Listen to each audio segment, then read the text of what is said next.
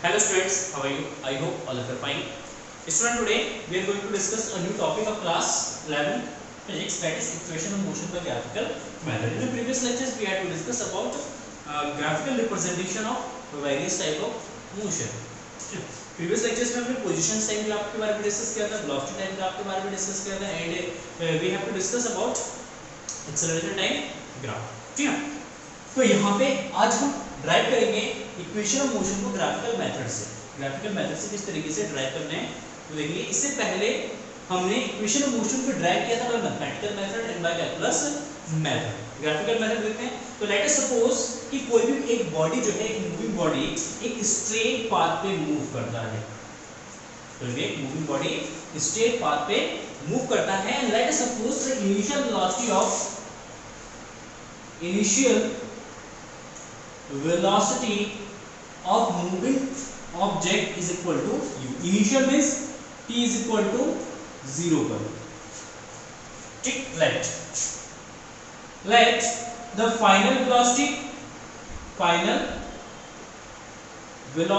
is equal to v.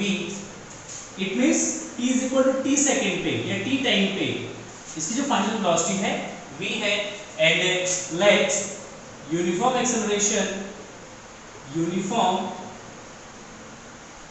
Acceleration is equal to a. ठीक है, इसका यूनिफॉर्म एक्सेलरेशन कितना है? a है, इनिशियल वेलोसिटी u है, फाइनल वेलोसिटी v है, यूनिफॉर्म एक्सेलरेशन a है. टाइम पीरियड आपका जो है वो t सेकंड हो जाएगा. Time is equal to t and displacement is equal to s. मतलब t टाइम में कितना डिस्टेंस या कितना डिस्प्लेसमेंट उसने कवर किया है वो आपको आ जाएगा s. क्लियर ना. अब ये हमारे पास डाटा है. इस डाटा को सबसे पहले हम ग्राफिकल मेथड में या ग्राफ में उसको क्या करेंगे, रिप्रेजेंट करेंगे. जो हमारे पास डाटा गिवन है इस डाटा को क्या करेंगे, ग्राफ में रिप्रेजेंट करेंगे. ठीक है, तो यहाँ पे जब ग्राफ ड्रॉ करेंगे तो ये ग्राफ होगा हमारा वेलोसिटी टाइम ग्राफ. कौन सा ग्राफ होगा? Velocity time graph. X axis and ये हो गया हमारा v y एक्सिस. ठीक है, velocity time graph. X axis में टाइम को रिप्रेजेंट करेंगे, y एक्सिस में v वेलोसिटी को रिप्रेजेंट करेंगे. देखिए यहाँ पर हमारे पास वेलोसिटी एंड टाइम के रिस्पेक्ट में दो पॉइंट्स है. फर्स्ट पॉइंट है t इज इक्वल टू 0 पे इनिशियल वेलोसिटी 0 है, तो फर्स्ट पॉइंट है 0, u. ठीक है, सेकंड पॉइंट है t टाइम पे वेलोसिटी इसका v है, तो इट मींस t, v. ये दो पॉइंट्स हैं. इन दोनों पॉइंट्स को क्या करते हैं, ग्राफ में ड्रॉ करके इसका यूनिफॉर्म एक्सेलरेशन है तो ये क्या करेंगे, हम स्ट्रेट लाइन ड्रॉ करेंगे. कल बताया था मैंने आपको वेलोसिटी टाइम ग्राफ में जब a कांस्टेंट होगा तो ग्राफ हमेशा कैसा बनेगा, स्ट्रेट बनेगा. a हमारा इंक्रीज होता है या डिक्रीज होता है तो ग्राफ कैसा बनता है, कर्व बनता है. Is it clear? Now let's see. तो इनिशियल पॉइंट, लेट्स सी यहाँ पे एक इनिशियल पॉइंट है 0, u. मतलब ये हमारा क्या है, u है और ये 0 हो गया तो ये पॉइंट हो जाएगा 0, u. ठीक, and after t times let's suppose यहाँ पे टाइम t है और यहाँ पे इसकी फाइनल वेलोसिटी v है, तो इनका पॉइंट हो जाएगा इस पॉइंट पे, ये हमारा पॉइंट हो जाएगा. लेट्स सपोज ये हो गया हमारा फाइनल पॉइंट. ठीक है, क्लियर. ये इनिशियल पॉइंट हो गया या फाइनल पॉइंट. फाइनल पॉइंट हो जाएगा t, v. अब इन दोनों पॉइंट को क्या करेंगे, स्ट्रेट लाइन से ड्रॉ करेंगे. ये हमारा लाइन हो जाएगा straight. Is it clear? Now let's suppose ये पॉइंट A है, ये पॉइंट B है. यहाँ से एक टाइप x एक्सिस के पैरेलल एक लाइन ड्रॉ कर लेते हैं. लेट्स सपोज ये पॉइंट C हो गया, ये D हो गया और ये हमारा O. तो ये जो हमारे पास डाटा है, इस डाटा को जब हम ग्राफ में रिप्रेजेंट करेंगे तो इस तरीके का हमारे पास एक ग्राफ निकल के आएगा. ठीक है, यहाँ पे ये जो लाइन है ये स्ट्रेट होगा. स्ट्रेट अगेन मैं रिपीट करूंगा, ये लाइन स्ट्रेट इसलिए होगा, स्ट्रेट ग्राफ इसलिए होगा क्योंकि यहाँ पे एक्सेलरेशन जो है कैसा है, यूनिफॉर्म है. यूनिफॉर्म एक्सेलरेशन में it is constant. Is it clear? Now अब हमें वेलोसिटी टाइम ग्राफ के बारे में पता है, कल डिस्कस किया हमने वेलोसिटी टाइम ग्राफ के बारे में कि वेलोसिटी टाइम ग्राफ में जो लाइन होता है, इस लाइन का स्लोप जो है वो एक्सेलरेशन को रिप्रेजेंट करता है and area under the graph, area under the line and x axis, x axis and line के बीच में जो एरिया है ये हमारा डिस्प्लेसमेंट को रिप्रेजेंट करता है। अगर आपने प्रीवियस वीडियो नहीं देखा है तो आप सबसे पहले उसको देख लीजिए, ग्राफ के बारे में उसमें हमने डिटेल से स्टडी किया है। ठीक है, क्लियर है? तो लेट्स सपोज ये एंगल हमारा थीटा है, तो इसका हम क्या करेंगे, स्लोप फाइंड आउट करेंगे। तो इसके लिए देखिए ये जो हाइट है AO ये किसके बराबर हो जाएगा, u, तो ये भी हमारा u हो जाएगा।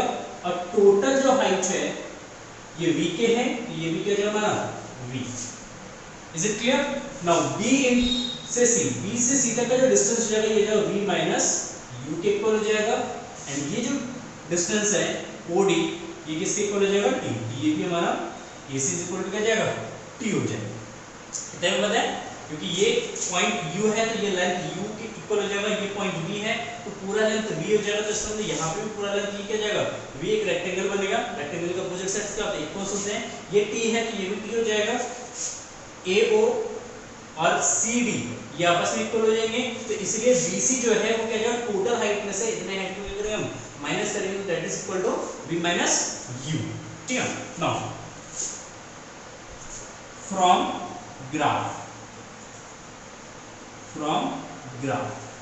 में क्या है, AO is equal to CD is equal to u। ठीक, now BC is equal to v minus u and BD is equal to v and OD is equal to AC is equal to क्या जाएगा, t हो जाएगा। ये graph से हमें इतना information मिलता है। ठीक, तो now first equation of motion को ड्राइव करेंगे। देखिए फर्स्ट इक्वेशन ऑफ मोशन कैसे ड्राइव करेंगे, तो फर्स्ट इक्वेशन ऑफ मोशन को ड्राइव करने के लिए हम क्या करेंगे, लाइन AB का स्लोप फाइंड आउट करते हैं। ठीक है ना, स्लोप ऑफ लाइन AB, जो AB लाइन है, AB लाइन का क्या करता है, स्लोप फाइंड आउट करता है। स्लोप हमें पता है ये किसको रिप्रेजेंट करता है, एक्सेलरेशन को रिप्रेजेंट करता है। Then slope of line is equal to acceleration. Now slope of line is equal to perpendicular upon base, क्योंकि that is equal to tan theta, और tan थीटा जो है आपका परपेंडिकुलर अपॉन बेस होता है। और ये जो आपका BC by AC that is equal to BC, ये इसका परपेंडिकुलर हो गया, ये इसका बेस हो गया, तो BC upon AC and slope of line is equal to acceleration. ठीक है, इक्वल हो जाएगा acceleration equal, then A is equal to BC is equal to v minus u by t। ठीक है, तो मल्टीप्लाई करते हैं, तो यहां से जाएगा AT is equal to v minus u, then v is equal to u plus AT। u को जब भेज देंगे तो ये हो जाएगा हमारा फर्स्ट इक्वेशन ऑफ मोशन। ठीक है, बहुत ही सिंपल है। फर्स्ट इक्वेशन ऑफ मोशन को ड्राइव करने के लिए बस आपके दिमाग में ये होना चाहिए कि हम इस ग्राफ में जो लाइन दे रखा है, इस लाइन का क्या करेंगे, स्लोप फाइंड आउट करेंगे, और स्लोप जो है वो हमारा एक्सेलरेशन को रिप्रेजेंट करेगा। Is it clear? No doubt. Next second equation of motion, then second equation of motion किसका है, डिस्प्लेसमेंट एंड टाइम इक्वेशन है। डिस्प्लेसमेंट टाइम इक्वेशन में हमें क्या करना है, डिस्प्लेसमेंट हमें पता है वेलोसिटी टाइम ग्राफ में जो एरिया है, ये पूरा जो एरिया है ये रिप्रेजेंट करेगा इसको डिस्प्लेसमेंट। ठीक है, तो second equation of motion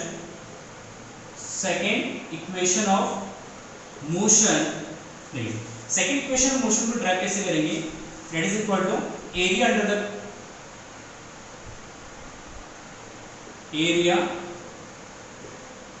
under the line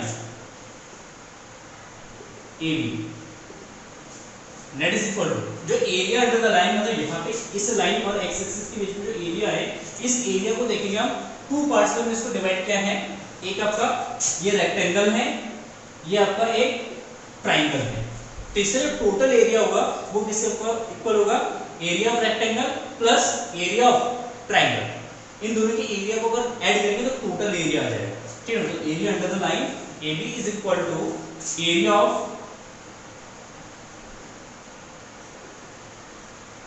rectangle AODC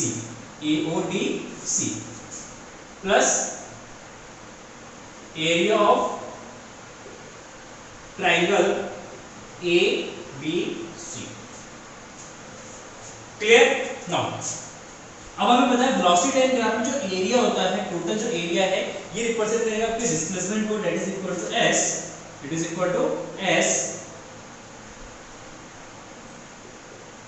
displacement S is equal to area of rectangle, area of rectangle is equal to length into breadth, तो यहाँ पे लेंथ हो जाएगा AC इनटू ब्रेथ CD, तो AC into CD plus area of triangle is equal to half of base into height, base जो हो जाएगा आपका AB into height is BC, clear? AC into CD plus half of AB into BC, sorry AB AC, ठीक है? Now AC is what? AC is T and CD is what? U plus half of into AC. Again AC is what? T into BC. BC is what? V minus U. V minus U. Now from first equation of motion यहाँ पे use करेंगे from first equation of motion, तो first equation of motion use करेंगे तो V is equal to U plus AT, तो यहाँ से अगर V minus U का वैल्यू निकालेंगे तो that is equal to AT, तो इस इक्वेशन में V minus U की जगह हम क्या सब्स्टिट्यूट करते हैं, AT सब्स्टिट्यूट करते हैं, यहाँ पे हमें मिलेगा S is equal to UT plus half of T into AT, AT की T से मल्टीप्लाई कर देंगे तो AT स्क्वायर हो जाएगा and it is equal to S is equal to UT plus half of AT square and this is known as second equation of motion. तो second equation of motion आपका displacement and time के बीच में एक relation को बताता है, ठीक है? क्लियर है? बहुत ही सिंपल क्वेश्चन है, बहुत ही सिंपल डेरिवेशन है। अब देखते हैं third equation of motion, third equation of motion,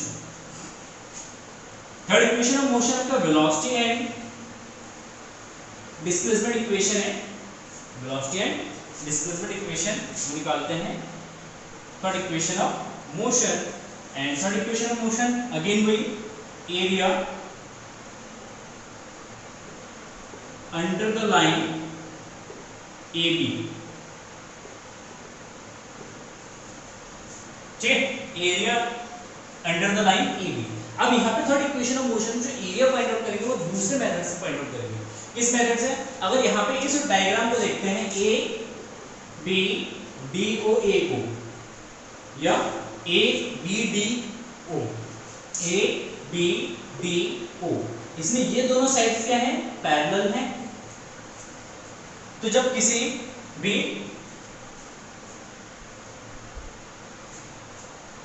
इसमें जब आपका AO और BC जब sorry BD, AO is parallel to BD, ये क्या रहेगा आपका? ट्रेपेजियम, ठीक है? तो यहाँ पे जब एरिया फाइंड आउट करेंगे तो डायरेक्टली हम क्या करेंगे? ट्रेपेजियम का एरिया फाइंड आउट करेंगे। क्या यूज करेंगे? ट्रेपेजियम का एरिया निकालेंगे।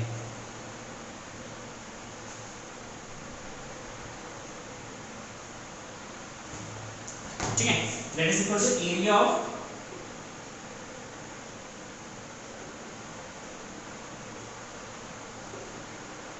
Trapezium A B D O, ठीक है? एरिया ऑफ ट्रेपेजियम, और ये जो हो जाएगा ये जो आपका displacement S and displacement S is equal to area of trapezium. Trapezium के एरिया होता है 1/2 sum of parallel sides, sum of parallel side into perpendicular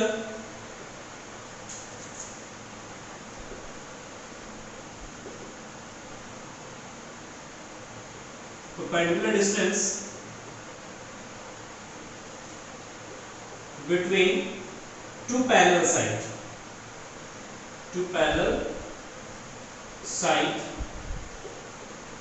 ये इसका एरिया का फॉर्मूला होता है ट्रेपेजियम का, half of sum of parallel side plus sorry into perpendicular distance between two parallel side.